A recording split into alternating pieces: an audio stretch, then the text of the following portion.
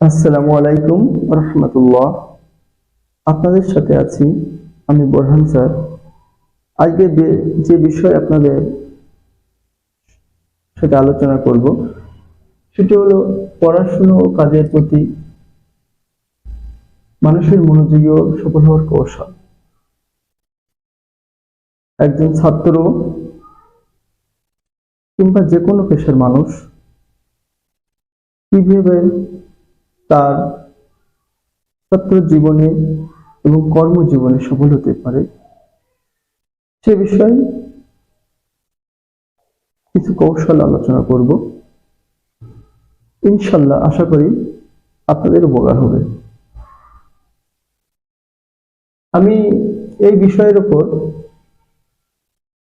কিছু গবেষণালব্ধ কথা বলবো। সর্বপ্রথম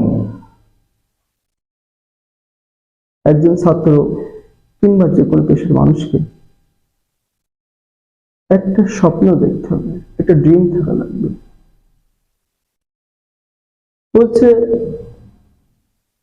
যখন স্বপ্ন থাকবে না তখন তার জীবনে সফলতার হার খুব কম।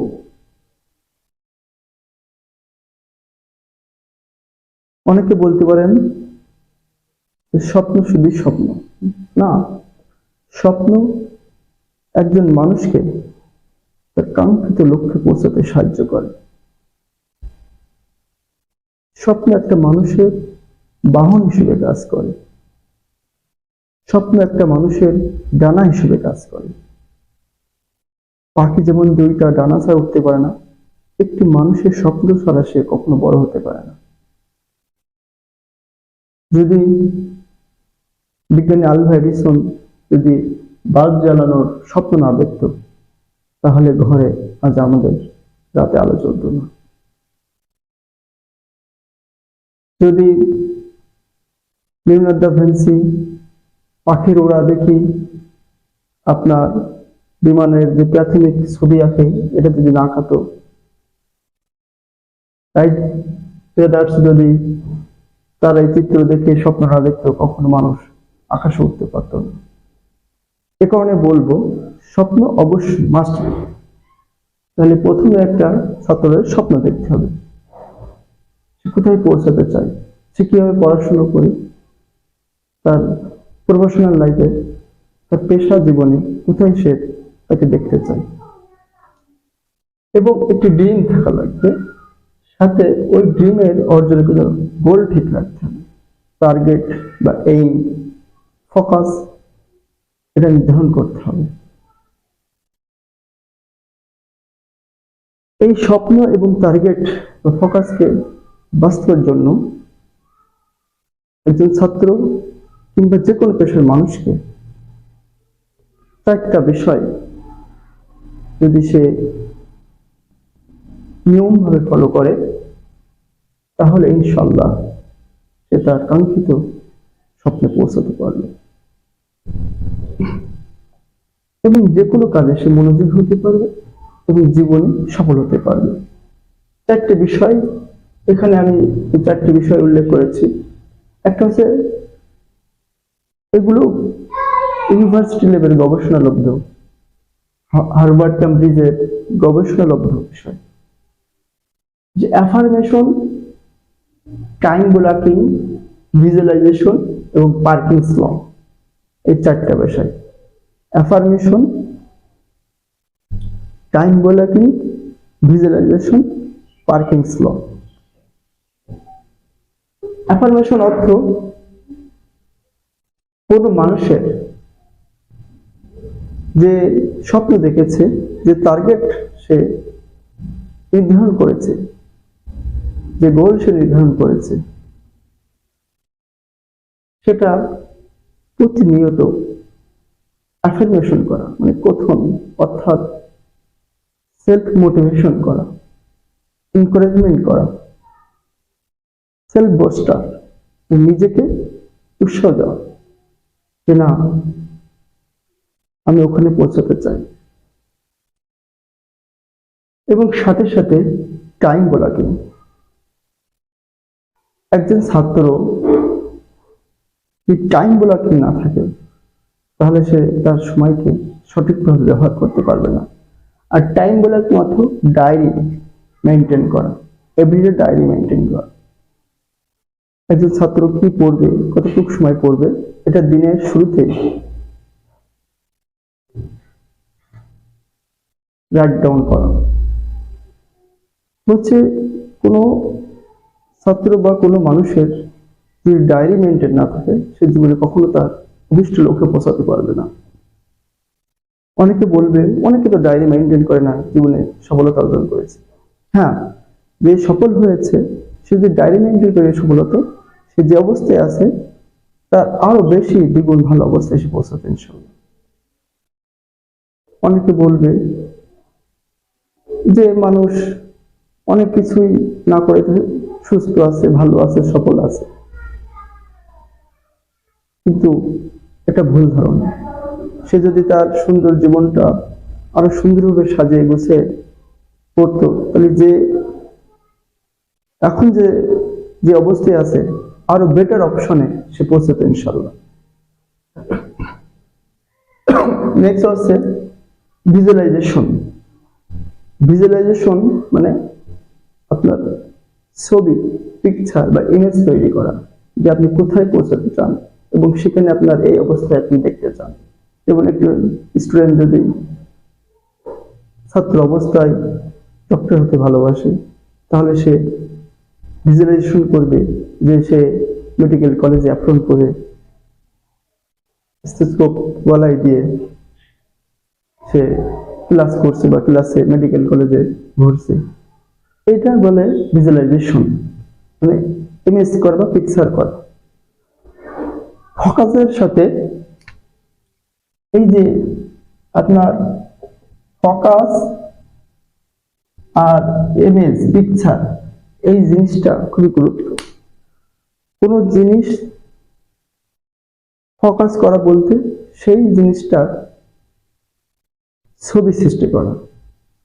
যদি ছবি না থাকে ওই ফোকাস কখনো সঠিকভাবে অর্জিত হবে না বা ওখানে পৌঁছানো যাবে না।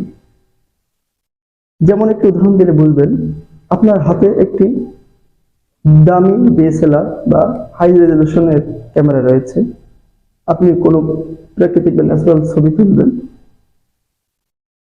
আপনি ক্যামেরা নিয়ে বাইরে হলেন কিন্তু কুয়াশা, ঘন কুয়াশা, আপনি ক্লিক করবেন ছবি উঠবে না, যত হাই রেজলিউশন বা যত ভালো ক্যামেরা হোক, কারণ আপনার সামনে কোনো ইমেজ দেখবেন না, ছবি দেখবেন না, বিষয় ক্যামেরায় ফোকাস করলে আপনার ছবি উঠবে না।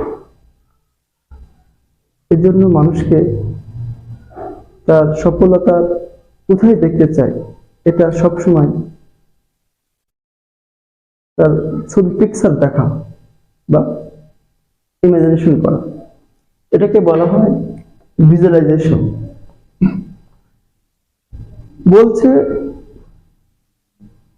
গবেষণায় পাওয়া গেছে পৃথিবীতে 8 বিলিয়ন মানুষ, নট মোর দ্যান 3% মানুষ সে তার কাঙ্ক্ষিত বিষয়ের স্বপ্ন দেখে বা সেখানে পৌঁছতে পারে। তাহলে 97% মানুষই তার স্বপ্ন দেখে না, ইমেজ সৃষ্টি করে না এবং সেখানে পৌঁছতে পারে না। 8 বিলিয়ন পৃথিবীতে মানুষ। তাহলে ভিজুয়ালাইজেশন অনেক গুরুত্বপূর্ণ। পার্কিংস ল বলা হচ্ছে, বিজ্ঞানী বা একজন গবেষক পার্কিংস, সে বলছে মানুষ তার ক্ষমতার চেয়েও বেশি কাজ করতে পারে, এক্সেস ওয়ার্কিং পাওয়ার যেটা। এই জিনিসটা যখন আমি পড়লাম বা শুনলাম তখন এই পার্কিংস ল সম্পর্কে বলছে যে মানুষ তার নিজের ক্ষমতার চেয়েও বেশি কাজ করতে পারে। তো দেখলাম পিঁপড়ে তার চেয়েও 8 গুণ বেশি ভারী জিনিস বহন করতে পারে। আমি বাস্তব লাইফে বুঝতে চেষ্টা করলাম আসলে কিভাবে সম্ভব যে মানুষ তার বেশি কাজ করবে কিভাবে। আমার মনে পড়লো, হ্যাঁ, পরীক্ষার হলে প্রথম 1 ঘন্টা যেভাবে লিখে একটা প্রশ্ন শেষ হয় সুন্দর করে, কিন্তু লাস্ট 1 ঘন্টা বলো, প্রথম 1 ঘন্টার চেয়ে 4-5 গুণ বেশি লেখা হয়। এটা মানুষ, যে পরীক্ষার্থী প্রথমে লিখছে 1 ঘন্টা যতটুকু, লাস্ট 1 ঘন্টা পরীক্ষায় তার 4-5 গুণ বেশি লিখতে পারে এবং লেখে এবং শেষ করে। তাহলে এই পার্কিংস ল থেকে আসলে সত্যি এক্সেস কাজ করার দক্ষতা আছে, কিন্তু সে শুরু করে না।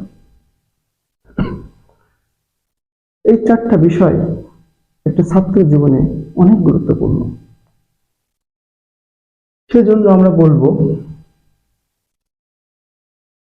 যে কোনো ছাত্র বা কোনো কর্মজীবী মানুষ যদি এই 4টা বিষয়কে মেনটেন করতে পারে, ইনশাআল্লাহ সে তার কাঙ্ক্ষিত লক্ষ্যে পৌঁছাবে।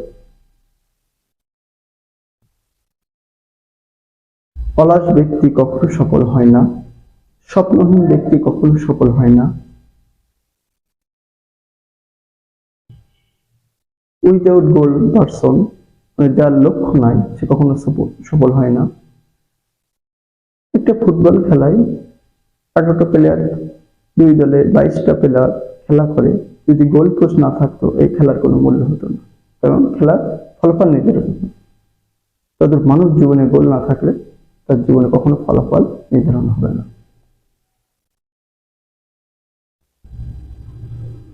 আমাদের সবচেয়ে বড় বাধা, আমরা ডায়েরি মেনটেন করি না, আমরা সঠিক সময় টাইম ব্লকিং করতে পারি না, আমরা ভিজুয়ালাইজেশন করি না, আমরা অ্যাফার্মেশন করি না। একটা ছাত্র যদি তার পিক আওয়ারে পড়াশুনো ভোর 4টা থেকে 7টা, এই সময়টা যে যদি পড়ে, তাহলে তার পড়াশোনা মেমোরাইজ ক্ষমতা অনেক বৃদ্ধি পাবে। এবং সন্ধ্যা 7টা থেকে 10টা, এই সময়তে পড়াশোনা করলে অনেক ভালো হবে। কিন্তু দেখেন, একটা স্টুডেন্ট সফলতা হওয়ার মূল বাধা হচ্ছে তার অলসতা এবং সঠিক সময়ে না পড়াশোনা করা। মানুষ সেই কাজ করতে ভালোবাসে যে কাজে তার ডোপামিন ক্ষরণ হয়। সেটা হতে পারে ফেসবুকিং, সোশ্যাল মিডিয়া, ইউটিউবিং। সেই সোশ্যাল মিডিয়াগুলো বা ফেসবুক, ইউটিউব এগুলো এমনভাবে তাকে কন্টেন্ট সাজায় যে মানুষের ওখানে ডোপামিন বেশি ক্ষরণ হয়। একজন লেখক ডিপ ওয়ার্ক বইতে লিখেছে যে মানুষ সর্বপ্রথম যদি লো ডোপামিন নিয়ে কাজ শুরু করে, একসময় সে হাই ডোপামিন ক্ষরণ করবে এবং সেই কাজটা ভালো লাগবে। কিন্তু আমাদের সমস্যা, আমরা প্রথমে দিনের শুরুতে হাই ডোপামিন ক্ষরণ করি। সকালে উঠে ফেসবুকিং, নোটিফিকেশন চেক, যখন মানুষ মোবাইল ইউজ করে তখন তার হাই ডোপামিন খরচ হয়, কিন্তু পরে পড়তে বসলে তার লো ডোপামিন খরচ হয়, বিধায় তখন পড়া ভালো লাগে না। খাবার ক্ষেত্রেও একই, যখন আপনার বিভিন্ন আইটেম